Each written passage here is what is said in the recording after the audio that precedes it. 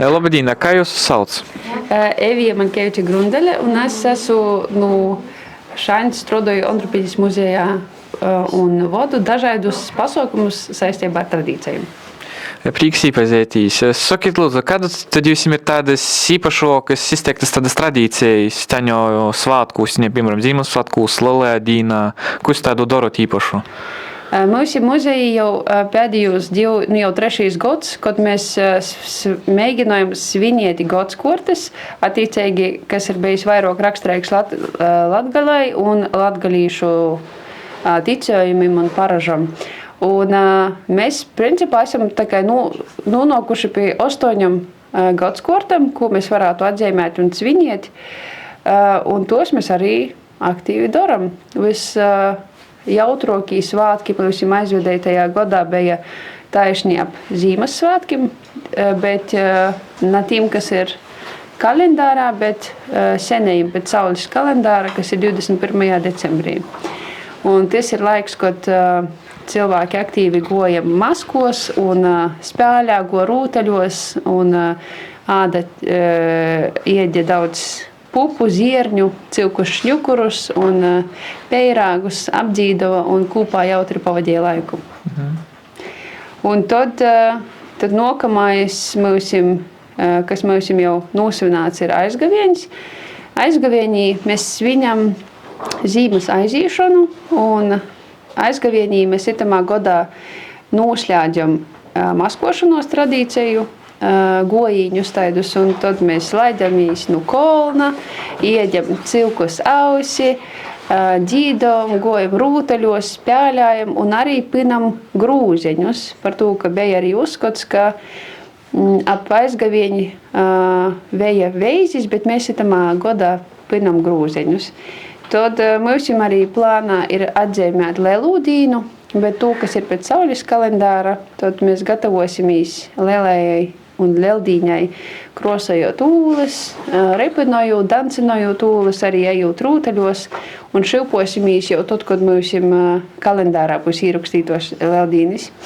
Tad pie mūsu mēs svinim arī Jūradīnu, kas ir ap 23.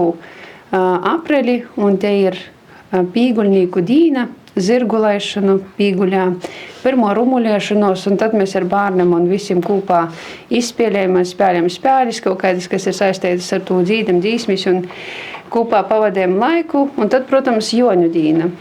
Svinam gan ar bērniem, gan arī muzejā kopā ar citiem vīsim, kas ir atbrauc cīmās 23. jūņi. Un vēl viena lieta, ko mēs sākam atzīmēt, ir Lielo Moras dīna 15. augustā, kad mēs svinam pirmos maizes svātkus un cepam maizes kukuļiešus un arī gatavojamies nokaušamiem svātkiem. Tot nākamie svātki pēc Moras dīnas ir apjumeibas, un apjumeibas ir tā kā ražas svātki, parasti ir lielais tirgs, kad mums ir tirgošanos, ir maiņēšanos, kauliešanos ar lītam un arī izsūļa. Un tad jau nāk timsais laiks, kad paliek viss drusku mīreigoks, sok varbūt pazarodētīs pirmos snīga porslas, un timsais laiks ir ap mūsu Latvijas zināmu Morteņa dīnu, un tad sokos atkad maskošanos un gataviešanos timsajam gada laikam. Un tad jau atkal ir Ziemassvētki, un tad tas cikls visu laiku grīžās, un tie saulēti visu laiku grīžās un atīt atpakaļ, un tāpat arī svātki atsakortāji, bet katru reizi kaut kas notiek savaidok. Varbūt jums ir kaut kas īpašs taņa kulinārijā, kādi īpaši iedīņi varbūt? Jā, šodien jau arī dalikot rūku pie vīna tādam mūsu pusī izceltajiem iedīņiem, te ir kakorka. Un kakorka tas ir tāds liels maizes plociņš, aizraugušas meiklas, uz kuru var liekt gan svīstu, gan arī kādu speķu šķielēti.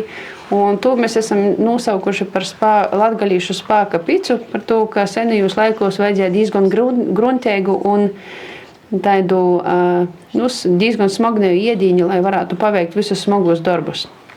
Un tad pie mūsu var nobaudīt muzeji asuškas, kļockas, kūgeli, Un, protams, pie mūsu ir cīši izslavēta, cīši gorda maizeite, un arī zaļīs svīst, un var sarunāt arī visādas citaidas kulināras vītejos bogotības nobaudīt.